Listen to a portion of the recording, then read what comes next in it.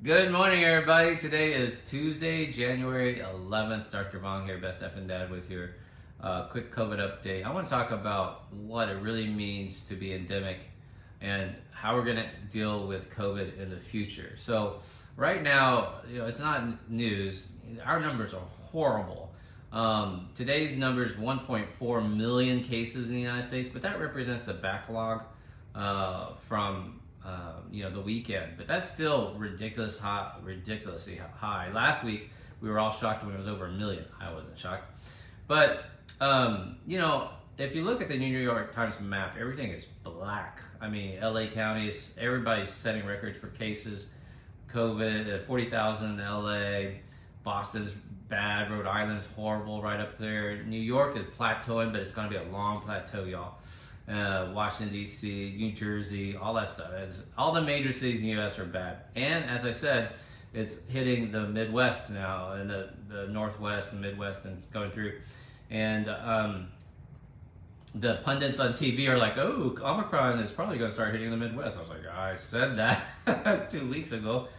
But, I was watching the National Football, College Football Championship last night. A very good game between Georgia and Alabama, but the entire stadium was full of people. Now, granted, most of them were younger because this is college football, but there were no masks, zero. I did not see a single mask, and no social distancing. They were totally packed in. And I just think it's crazy that we're acting like we're through this pandemic when the numbers are the worst they've ever been. And just remember, when the wild type first started, it was like, okay, everything we do now shows up 3 weeks later, or what we're experiencing right now is because of things we did 3 weeks ago.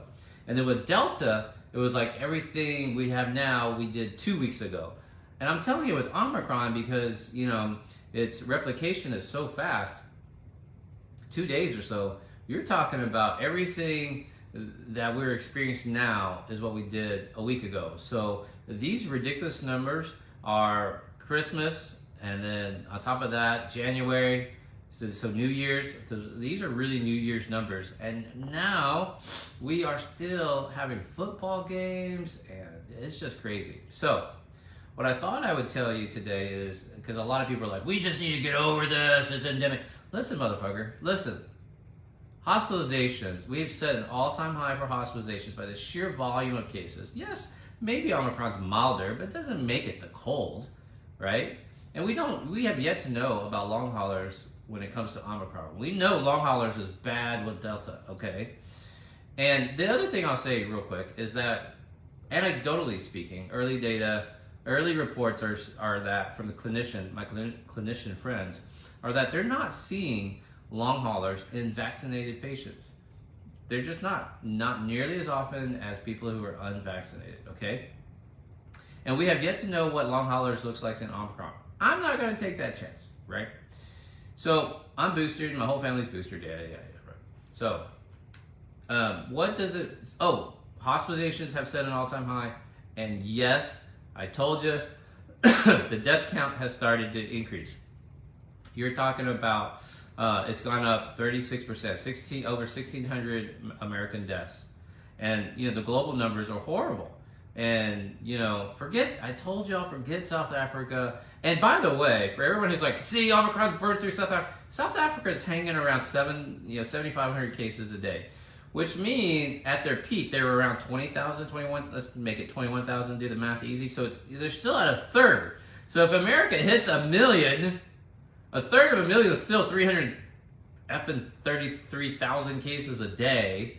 You guys all right with that? Like, I don't know if that's like really a spike and back down, dude. I said the same thing with the UK and Delta this summer, and it didn't burn through. Y'all didn't y'all listen to me, but people are like, these talking heads are like, oh, we'll be through Delta by September. No, we were not.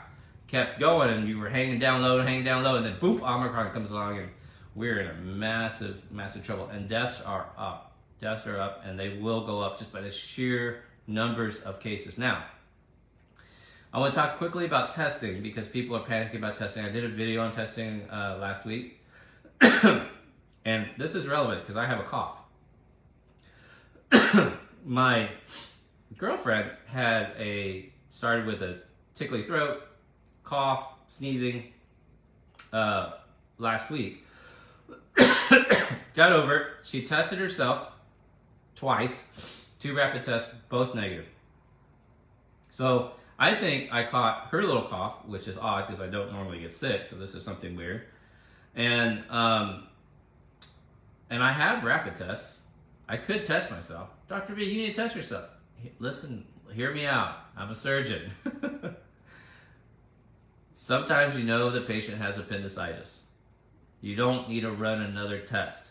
Sometimes you know it's the gallbladder. You don't need to run another test. You just need to do the treatment, okay? People are crazy about testing. And sometimes they're warranted, sometimes they're not. Sometimes, listen to me, sometimes doctors do tests just to do a CYA. Who knows what that stands for? Cover your ass, okay?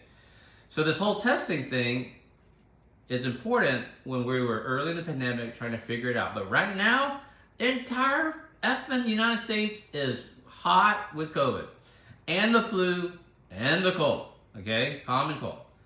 So you just got to assume you have, if you are in a hot area, that's the entire United States, it's all of Europe, and you have symptoms, you need to assume you have Omicron, especially if you're vaccinated like me and boosted like me, and the symptoms are mild, which is very confusing because it could be a cold, it could be my allergies. It's probably whatever Erica had last week, okay? So I don't need to go test. I need to do the treatment. And in this case, the treatment is watch your symptoms, call your doctor if you're concerned, right? You know, wear your mask, isolate as much as possible, right? The question is, well, Dr. V, if you have Omicron, then you have a 5-year-old, does she go to school or whatever? She's vaccinated. This is a point of being vaccinated. I told y'all that last summer, we live in a post-vaccinated world. What do you guys thought I meant? You have to show a vaccine card to travel internationally. Soon it'll be, you're gonna, like airlines don't want to say you need a vaccine passport, but if you're gonna go to like New York City, you need to show proof of vaccination. If you're going to San Francisco, you're gonna need to show proof of vaccination to get into a restaurant or a theater or do anything. And data is coming in that says vaccinated people, yes, they might pass on the virus, but their viral load is lower. Not the RNA. You guys are like, no, they did the study and they have as much virus inside the nasals. Listen, those studies are flawed. Why are they flawed? Because when you do a nasal swab, all you are checking for is RNA. That does not equal live culture. So let's say you have a vaccinated person and an unvaccinated person, right? And you do this nasal swab and you show they have the same amount of viral RNA. That's what you guys are seeing on the news. Well, maybe they do, but maybe the person who's vaccinated, most of their virus is dead. But the unvaccinated, most of their virus RNA is alive. That's very different. And you don't know that until you do a culture. That's very expensive. It takes a lot of time. And so far, I have not seen a study on that yet. But it doesn't matter because translation in real life there are good indications right now that while it's true that the vaccinated could potentially pass on the virus, that that transmission rate is much lower than the unvaccinated. So it's really still mostly the unvaccinated who are passing it on, right? My 5-year-old's asymptomatic. My girlfriend's asymptomatic. She had this cough last week, so it could have been Omicron, but she tested, so she was negative. So I don't feel the need to repeat. Now I might, if I progress, if I start to get worse, then I might test. It doesn't change the treatment. So the treatment still, I stay at home. I don't gather with friends. I do minimal errands. I wear my N95 mask everywhere I go. I wear it talking to people. I social distance. So that's what it really means. That was a long way to try to tell y'all. The future, moving forward, the expectation. Now, if you didn't listen to me about the vaccine passport when I said like we live in a post-vaccination world last summer, listen to me now. In the future, the second you get a cough or a sneeze or anything like that, you are going to be expected to put on a mask. That is the world we live in. And you get used to social distancing when you have a cold. When you don't have a cold, that's fine. Dr. V, do we have to take a flu vaccine every year? Who knows? But I will tell you this, real quickly. You do not want Omicron becoming endemic. And Omicron will not be the endemic strain. Why do I know? It's too virulent. It's too powerful. Too many people are too sick for too long. Just look at what's happened. How many people have called sick? Airlines, firefighter, police, school teachers are out. We have school closures. We've got restaurants closing because staff are out sick. Can you imagine every season, like the entire economy is disrupted because of this? It's not going to happen. So what will happen is Omicron we will go through this surge, and then you're going to have a window between probably around March, depending on which area you live in. I'll just say, for example, New York, because they went through this first. March through July. I think Houston will be cleared by March through July. That's relatively normal to travel. Things will be relatively under control. And then there will be a mini surge in the fall with a less virulent strain. And then it will take 10 years before the final variant becomes really endemic, because it can't be it can't make people too sick. That's the problem.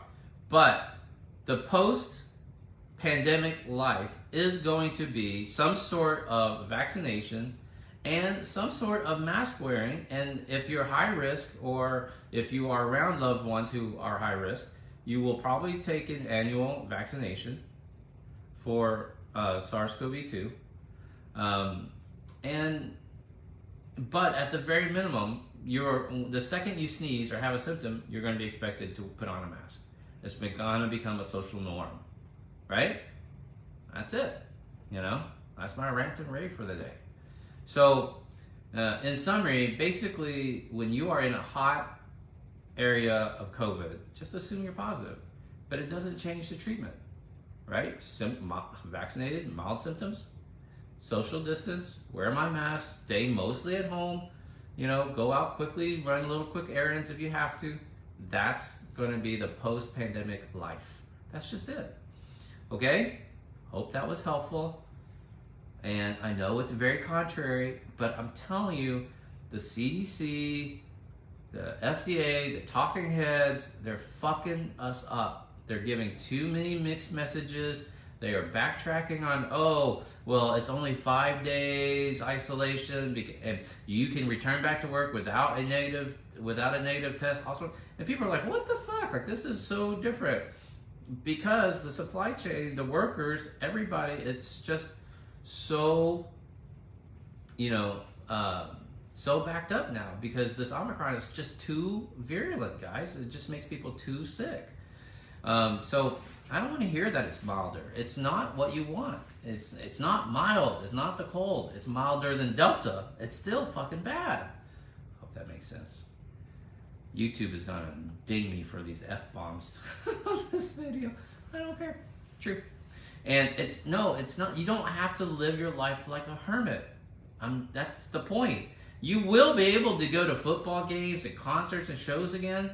You might have to show some sort of updated vaccine card, maybe not, but you might be wearing a mask the whole time, especially during flu season.